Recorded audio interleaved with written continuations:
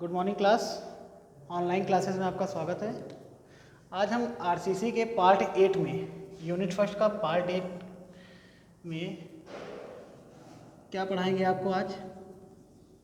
Permissible stress. ठीक है, आज इस टॉपिक पे क्या करेंगे, डिस्कस करेंगे। इसके लिए क्या होता है, ये हमारा क्या होता है, अनुज्ञेय प्रतिबल। ठीक है, लास्ट क्लास में हमने क्या किया था कि टाइप्स ऑफ स्टील के बारे में पढ़ा था। तो कितने टाइप्स ऑफ स्टील, कंपोनेंट कौन सा पढ़ा था लास्ट क्लास में? हमने स्टील के बारे में पढ़ा था, स्टील क्या होती है और किस टाइप की कौन कौन सी स्टील होती है। माइल्ड के बारे में पढ़ा था, मीडियम के बारे में पढ़ा था, ठीक। और लास्ट में हमने किसके बारे में पढ़ा था? हाई के बारे में। आज उसी के आगे का टॉपिक है जिसमें हम क्या पढ़ेंगे, परमिसिबल स्ट्रेस। ठीक है, तो परमिसिबल स्ट्रेस होता क्या है?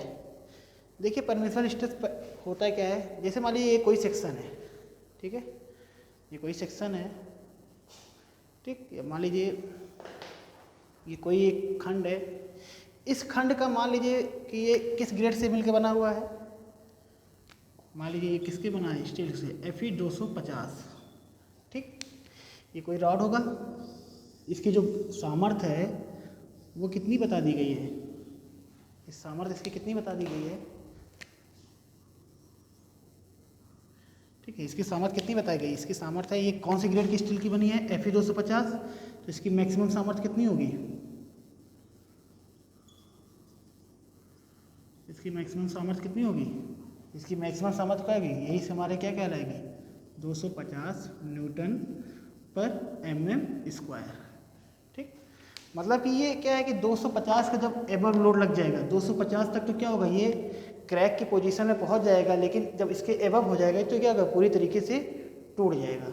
लेकिन ये कोई एक मटेरियल है, कोई ऑब्जेक्ट है, तो इसका कुछ ना कुछ ऐसा लोड होगा जहाँ पे ये क्या होगा, सेफ तक रहेगा। मतलब कि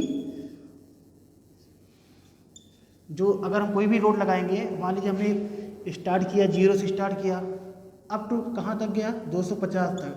250 पे क्या हो जाता है, ये टूट जाता है। लेकिन इन दोनों के 0 से लेकर 250 के बीच में कोई एक ऐसा लोड होगा जहाँ पे ये स्ट्रक्चर क्या होगा, सेफ होगा कि इतना लोड लगाएंगे तो इस स्ट्रक्चर पे कोई भी प्रभाव नहीं पड़ेगा। ठीक है, तो जहाँ पे हमारा सेफ लोड कार्य करता है, या जहाँ पर हमारा ऐसा प्रतिबल जहाँ पर स्ट्रक्चर, ऐसा प्रतिबल जहाँ पर लोड लगाने से पहले, जब लोड लगाने से पहले, या ऐसा स्ट्रक्चर लोड लगाने के बाद जब ये बेंड करने की कंडीशन में आता है, तो उसके पहले जो प्रतिबल कार्य करता है वही हमारा क्या कहलाता है? Permissible stress. ठीक है, ऐसी संरचना जिस पर बल लगाने पर नमन की कंडीशन से पूर्व कार्यरत प्रतिबल को क्या कहते हैं? Permissible stress. ठीक है, अब कैसे इसको हम फाइंड आउट करते हैं? इसको कैसे फाइंड आउट करते हैं? जैसे मान लीजिए फॉर एग्जांपल स्टील टेबल या IS कोड के द्वारा परमिसिबल स्ट्रेस के लिए जो सूत्र डिफाइन किया गया है 0.55 FY। ठीक है, क्या डिफाइन किया गया है? 0.55 क्या हुआ?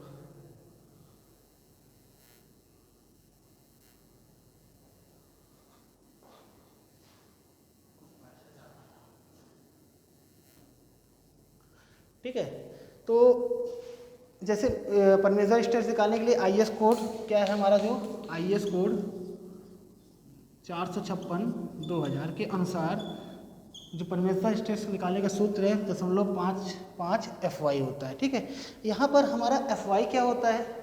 FY हमारा होता है अल्टीमेट या पराभव प्रतिबल। ठीक है, जिसे नोटेशन किससे देते हैं? FY से देते हैं। अब जैसे देखिए FY कैसे हम फाइंड आउट करेंगे? जैसे मान लीजिए Fe 250 है, ठीक, तो इसकी मैक्सिमम सामर्थ्य कितनी है? जो हमारा प्रभाव यील्ड स्ट्रेस होता है, यील्ड स्ट्रेस क्या होता है? जहाँ पे स्ट्रक्चर पे क्या होता है, सबसे ज़्यादा सामर्थ्य कार्य करता है। तो इसका सबसे ज़्यादा प्रतिबल कहाँ कार्य कर रहा है? Fe 250 है, सबसे ज़्यादा सामर्थ्य इसकी कितनी हुई? 250। यहाँ पे FY की वैल्यू कितनी हो जाएगी हमारी? 250। ठीक,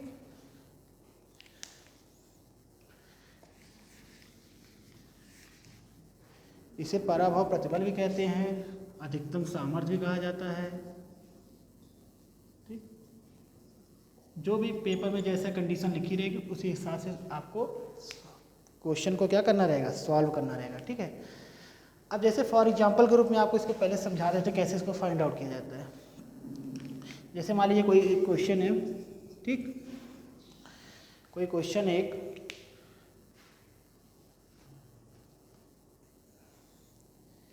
किसी संरचना में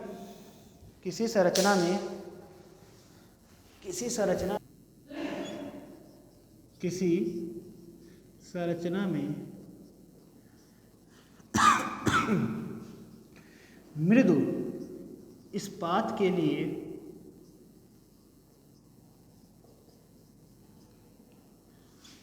अनुज्ञेय प्रतिबल की गणना करें। ठीक है, अब क्या कह रहा है, किसी संरचना में क्या है, मृदु इस्पात का प्रयोग किया गया है, उसके लिए हमें क्या करना है, अनुज्ञेय प्रतिबल की गणना करना है। ठीक, अब यहाँ पहले देखिए क्वेश्चन को पढ़ा करिए, पढ़ने के बाद देखिए यहाँ क्या लिखा है, मृदु इस्पात, माइल्ड स्टील होगी, तो माइल्ड स्टील के लिए कौन सी ग्रेड की इस्पात का प्रयोग किया जाता है, तो मृदु इस्पात की जब बात करेगा, ठीक है, किसकी बात करेगा, माइल्ड स्टील की। ठीक, उसके लिए कौन सी ग्रेड की स्टील होती है, Fe 250 ये होता है ना। तो हमारा Fy का मान कितना हो गया, 250 न्यूटन पर mm²। अब हमें निकालना क्या है, अनुज्ञेय परमिसिबल स्ट्रेस सिग्मा BC। ठीक है, सिग्मा ST का मान निकालना है स्टील के लिए, तो सिग्मा ST की वैल्यू कैसे निकाल लेंगे, बताया गया है अनुज्ञेय प्रतिबल बराबर क्या होता है, 0.55 Fy, कितना होता है, 0.55 Fy। ठीक है, तो अकॉर्डिंग टू फॉर्मूला, ठीक है, अकॉर्डिंग टू फॉर्मूला क्या होगा, सिग्मा ST बराबर 0.55 Fy। ठीक है, 0.55 Fy का मान कितना दिया है, 0.55 Fy का मान कितना दिया है, 250। ठीक है, अब इसको कैलकुलेशन करेंगे, तो बताइए कितना आएगा, कितना आ रहा है, कैलकुलेट करिए इसको, तो आएगा ये हमारा 137.50। ठीक है, तो ये हमारा किस में आता है, न्यूटन पर mm²। ठीक है, इसका मतलब क्या हुआ कि 250 उसका मैक्सिमम सामर्थ्य हो गया और 137 उसका क्या हो गया, मिनिमम। मतलब कि अगर 137 तक का लोड लगाएंगे, कितना, 137 तक का लोड लगाएंगे तो स्ट्रक्चर पे कोई भी प्रभाव नहीं पड़ेगा, स्ट्रक्चर एज इट इज ऐसा ही रहेगा। लेकिन जैसे ही 137 के एबव लोड लगना स्टार्ट होगा तो स्ट्रक्चर हमारा किस में आएगा, बेंड की कंडीशन में स्टार्ट हो जाएगा। ठीक, और एक ऐसी कंडीशन आएगी 250 के बाद क्या हो जाएगा, टूट जाएगा। ठीक, तो ये हमारा क्या हो गया, परमिसिबल स्ट्रेस। लेकिन इसको स्टैंडर्ड फॉर्म में कितना होता है, इसकी वैल्यू 140 न्यूटन पर mm²। ठीक है, इसको नोट कर लीजिए। ये हमारा देखिए परमिसिबल स्ट्रेस निकालने का फर्स्ट मेथड है। सेकेंड मेथड आपको बता देंगे, अभी पहले इसको नोट कर लीजिए। ठीक,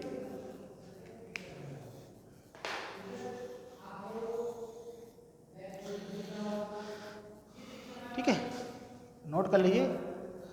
अब देखिए दूसरा मेथड इसका बताते हैं हम आपको। सेम यही क्वेश्चन रहेगा,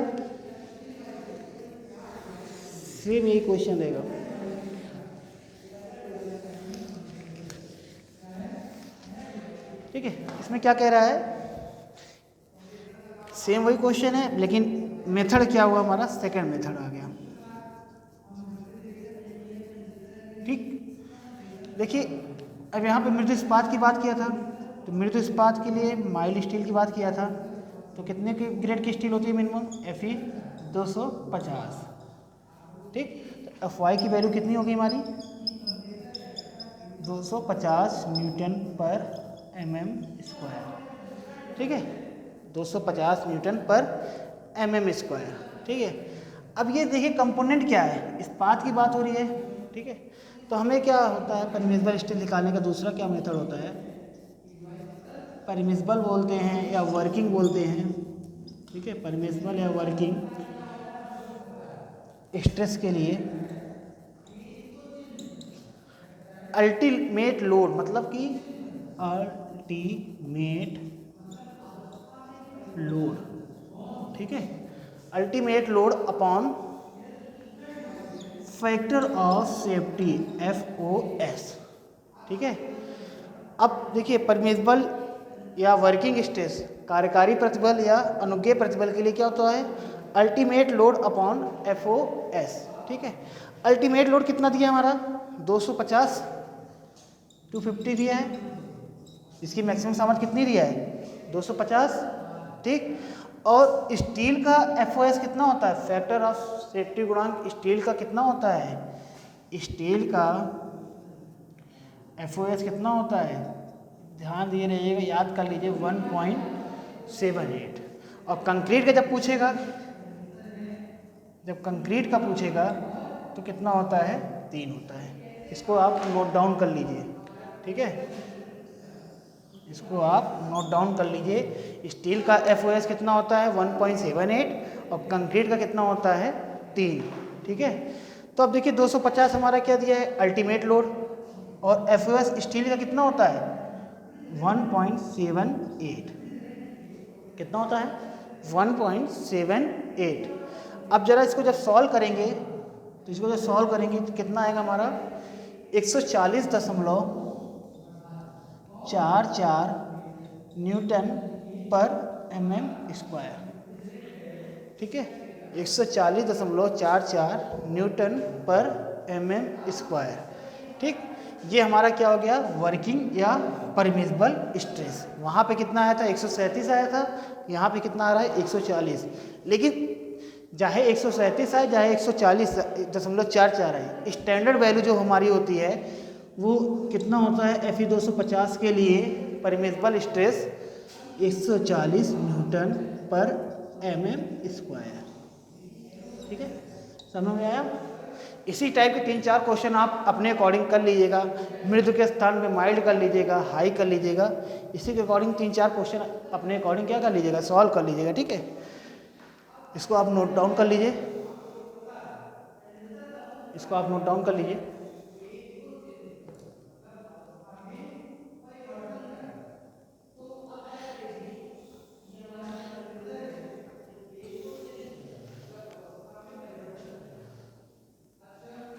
नोट डाउन कर लिए,